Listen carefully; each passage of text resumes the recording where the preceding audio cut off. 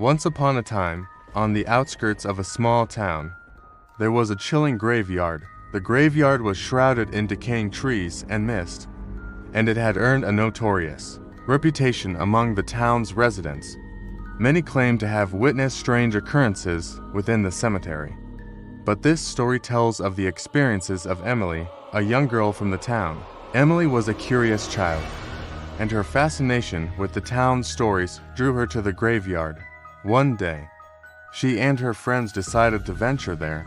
The graveyard was silent and dark, with the pale light of the moon casting an eerie glow on the tombstones, resembling a dance of shadows.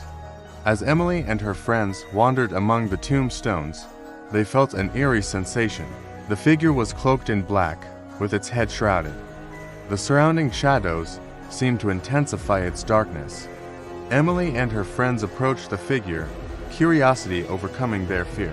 The wind blew with a chilling coldness, and it felt as though someone was watching them. For a moment, their hair stood on end. In the center of the graveyard, they noticed a peculiar figure perched atop a large tombstone. The figure raised its head and began to gaze at those around it. Its eyes were a piercing crimson, and its face remained expressionless. Suddenly, the figure spoke with a somber voice. "Who dares to play in a panic?" Emily's friends retreated, but Emily gathered her courage and replied, "We were merely curious. We wanted to ask who you are." The figure responded, "I am the Lord of Shadows."